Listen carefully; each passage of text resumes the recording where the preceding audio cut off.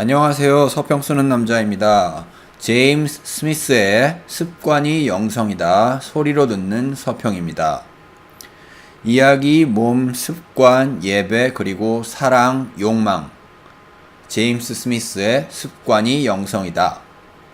제임스 스미스의 습관이 영성이다는 동일 저자의 문화적 예전 시리즈 중 일부인 하나님 나라를 욕망하라와 2부인 하나님 나라를 상상하라의 대중판입니다. 문화적 예전 1부와 2부에서는 모리스 메를로퐁티나 피에르 브르디웨, 마크 존슨, 그리고 무엇보다도 어거스틴 같은 학자들의 논의를 대중적인 차원에서 실천 가능한 수준으로 녹여내는 데 집중하면서도 여전히 이 같은 학자들의 이름과 논의가 비교적 자세하게 언급되는 것에 비해서 이번 책인 습관이 영성이다는 그런 학자들에 대한 언급을 가능한 한 자제하면서도 좀 더 실제적인 면이 강조된 일반인이 읽기에 버겁지 않은 책을 지향하는 듯합니다. 책을 다 읽고 나서 제가 내린 결론은 여전히 이 책도 일반인들이 읽고 소화하기에는 많이 어렵다는 것입니다. 하지만 그럼에도 불구하고 스미스가 문화적 예전 시리즈 1, 2부를 쓰면서 이론적인 면에 치중한 것과는 달리 이 책에서는 그래도 확대된 가족으로서의 교회, 그리고 교회 내에서의 가정의 위상, 혹은 미국 내 중고등부 사형문화에 대한 반성 등이 담겨 있어서 실제적인 도움을 어느 정도는 줄 수 있다고 생각합니다. 다만 제가 한 가지 지적하고 싶은 부분은 이런 류의 책을 쓸 때 사실 가장 필요한 것은 어차피 저자인 스미스 자신이 이런 류의 책을 쓸 때 자기 전문 분야에 대한 학문적인 논의를 학자적 논조로 논하는 책을 쓰고 있는 것이 아니라고 판단하고 있다면 우리가 전해야 하고 들어야 하는 메시지인 복음이 도대체 제임스 스미스가 이야기하는 것들과 어떻게 관련이 있는지를 명확하게 보여줄 수 있어야 정말로 사람들의 삶에 크게 도움을 줄 수 있다는 것입니다. 이 책은 비록 학문적인 책이 아니라 대중적인 책이지만 학자의 습관, 즉 가능하면 관찰자로서 자신의 위상을 정하고 그 위상 안에서 자신의 논의를 펼쳐가려는 습관이 잘 드러나 있는 책이고, 그래서 사실 더 큰 도움을 줄 수 있었음에도 그렇게 하지 못하는 면이 크다고 생각합니다. 복음 메시지가 어떻게 스미스가 이야기하는 것들과 구체적으로 연관이 있는지 거의 보여주고 있지 않기 때문입니다. 그럼에도 불구하고 저는 앞으로도 스미스의 문화적 예전 3부작과 이 책 습관이 영성이다를 자주 참고할 것 같습니다. 아니, 자주 참고하는 것을 넘어서서 스미스가 언급하는 학자들과 그들의 저작들을 차근차근히 읽어나갈 것 같습니다. 왜냐하면 이 책들은 과연 사람이 어떻게 해야 변하는가라는 기독교 신앙에 있어서 가장 중차대한 질문에 대해서 아주 설득력 있는 그림을 그려주고 있기 때문입니다. 그리고 이 책 습관이 영성이다는 그 그림의 간결한 요약판이자 대중적인 이해를 추구하는 책인 까닭에 더더군다나 아주 자주 참고할 것 같습니다. 스미스의 논지는 아주 간단하면서도 깊습니다. 물론 단순하지는 않습니다. 괜히 위화감을 조성하는 철학자들 이름을 모두 빼고 나면 사람이 어떻게 해야 변하는가에 대한 그의 대답이 이 책 전체입니다. 그리고 이 질문에 대답하기 위해서 스미스는 사람이 어떤 존재인지에 대해서도 나름의 그림을 그립니다. 이 그림을 보면 사람이란 존재는 그 부분과 마디마디가 아주 유기적으로 연결되어 있는 존재라는 것을 알게 됩니다. 이러한 유기적 연결이 거의 유일하게 끊어진 부분이 있는데 그것은 바로 우리가 입으로 얘기하는 것들, 그리고 우리가 생각하는 것들과 우리가 정말로 믿고 바라며 살아가는 것들 사이의 간극입니다. 이 간극을 제외하면 사람은 그를 이루는 각각의 부분들이 꽤나 유기적으로 연결되어 있는 존재입니다. 일단 누구나 좋은 삶에 관해서 가지고 있는 나름의 그림이 있습니다. 이 그림은 사람 안에서 욕구를 만들어냅니다. 그리고 그 욕구는 그로 하여금 그 욕구를 충족시키기 위해서, 그래서 결국 자신이 바라는 좋은 삶을 살기 위해서 사람을 어떤 특정한 방향으로 움직이게 만듭니다. 이런 움직임이 반복되면 습관이 됩니다. 그리고 그 사람을 규정짓는 그 사람의 존재의 일부가 됩니다. 이렇게 특정한 방향으로 삶을 이끌어가는 원동력의 배후에는 욕망이 있지만 스미스는 그 욕망은 궁극적으로 그가 삶에서 가장 사랑하는 것이 무엇인지를 또한 보여준다고 말합니다. 그래서 결국 스미스가 말하는 대로 You are what you love, because you live toward what you want. 당신은 당신이 사랑하는 것과 같습니다. 왜냐하면 당신은 당신이 원하는 것을 향하여 살아가기 때문입니다. 라는 말은 참이라고 할 수 있습니다. 그런데 이미 얘기한 대로 우리의 삶에는 간극이 있습니다. 우리가 입으로 말하고 생각하는 것들, 추구한다고 이야기하는 것들이 반드시 우리가 정말로 꿈꾸는 삶의 그림이 아닐 가능성이 있습니다. 스미스는 그것을 파악하기 위해서는 우리가 말하고 생각하는 것들 대신 우리가 가진 습관들, 그 배후에 있는 욕망들, 그리고 그 배후에 있는 우리가 꿈꾸는 좋은 삶에 대한 그림을 성찰해 봐야 한다고 말합니다. 그래서 이 책의 2장 제목은 You might not love what you think입니다. 즉, 당신은 당신이 사랑한다고 생각하는 것을 사랑하지 않을지도 모른다가 됩니다.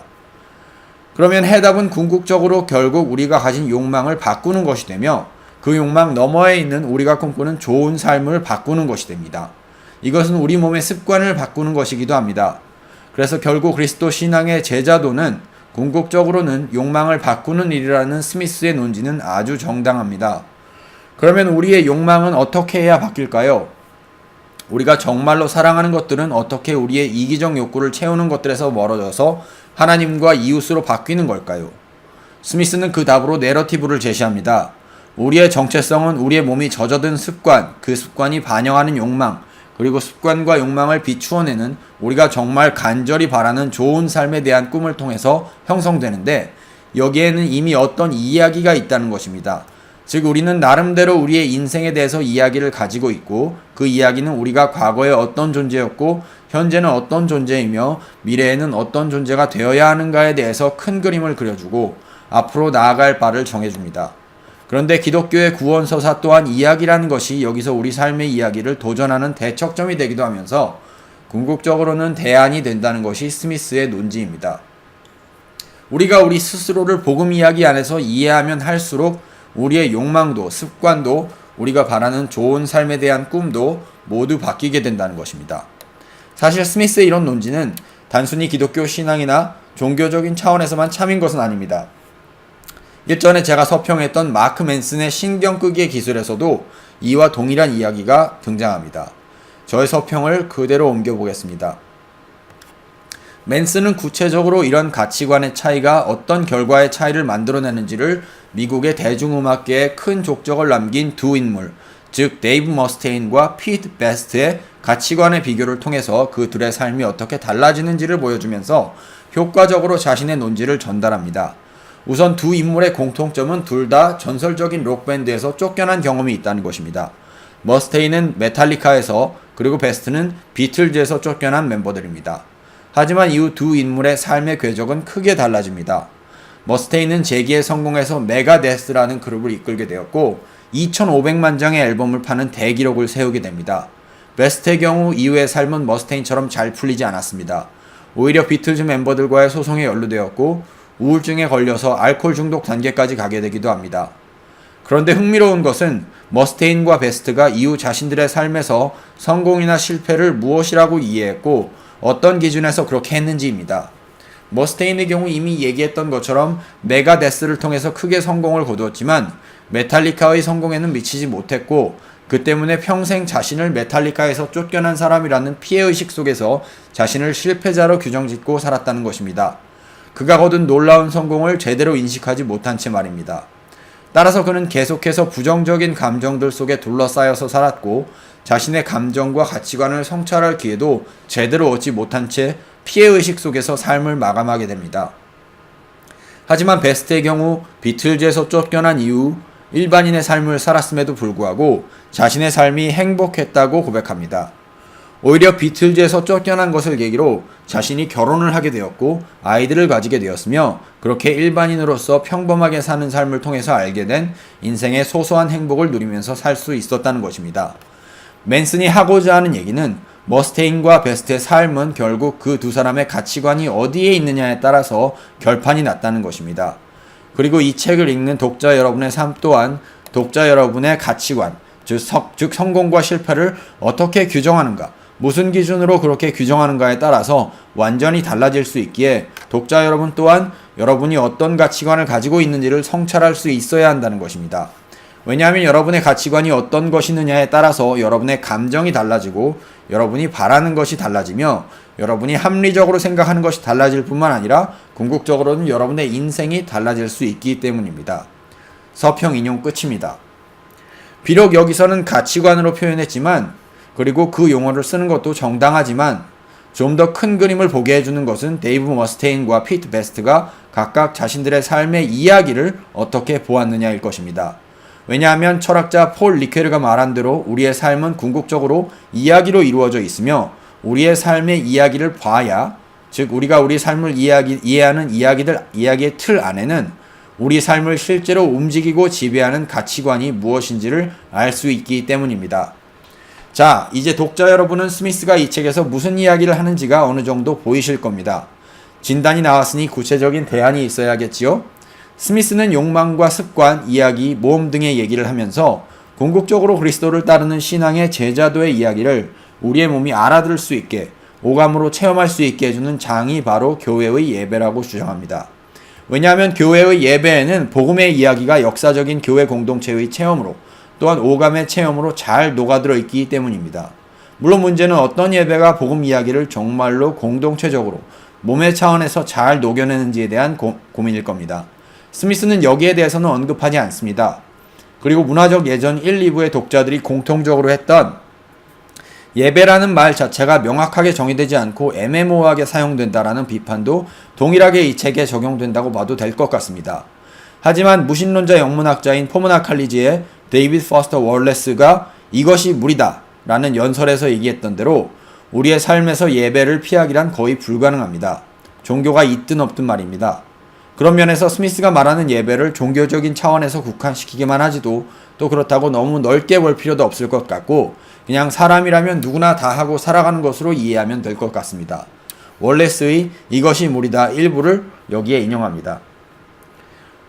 인용입니다. 또한 또 다른 사실이 하나 있는데 바로 여러분은 경배해야 할 대상을 결정해야 한다는 겁니다. 사실 직장인의 하루하루 전쟁터 같은 삶에 무신론 같은 건 없습니다. 경배하지 않는다는 건 없습니다. 모두가 무언가를 경배하고 있죠. 우리는 경배할 무언가를 선택할 수밖에 없습니다.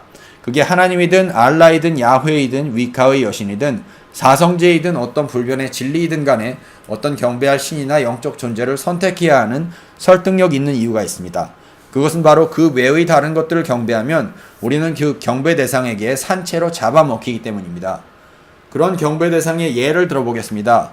만일 경배할 대상이 돈과 물질이라면, 그래서 삶의 진정한 의미를 돈과 물질에 둔다면 결코 만족하는 삶을 살지 못할 것입니다.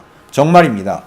나의 육체와 외모, 성적 매력이 경배의 대상이라면 항상 불만족할 것이고 시간이 흘러 얼굴에 주름이 보이기 시작하면 진짜 죽어서 땅에 묻히기 전까지 아마 100만 번은 더 죽게 될 것입니다. 권력을 경배하면 나약함과 두려움을 느낄 것이고 두려움이 오지 못하게 하기 위해 평생 더 많은 권력을 가지려 할 것입니다.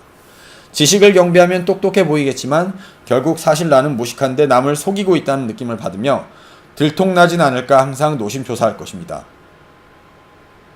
인용 끝입니다. 자, 이렇게 해서 스미스가 이 책에서 하는 얘기를 어느 정도 정리했습니다. 정말 좋은 그림이라고 생각하고 여러분에게 신앙이 있든 없든 여러분 스스로가 어떤 존재인지를 이해하는데 정말 도움이 되는 그림이라고 생각합니다. 하지만 여전히 비판하고 싶은 한 가지는 대안에 대한 구체적인 제시가 부족하다는 것입니다. 스미스는 진단을 참 잘하고 대안에 대한 큰 그림도 잘 그렸습니다. 그런데 그 큰 그림이 어떻게 우리의 습관과 몸, 사랑과 욕망을 바꾸는 이야기인지 실제적으로 독자들이 스미스의 글을 읽고 실제로 변화를 경험하도록 이끄는 깊이까지는 가지 못했습니다. 그래서 저는 독자 여러분에게 복음 메시지가 어떤 메시지인지를 실제적으로 잘 보여주는 작가들의 책을 스미스의 책과 함께 읽으시기를 추천하고 싶습니다. 제가 가장 좋아하는 팀 켈러의 탕부 하나님이나 내가 만든 신, N.T. 라이트의 이것이 복음이다 정도의 책을 함께 옆에 놓고 이 책과 같이 읽으신다면 정말 큰 도움을 얻게 되실 것입니다. 감사합니다. 지금까지 서평 쓰는 남자였습니다.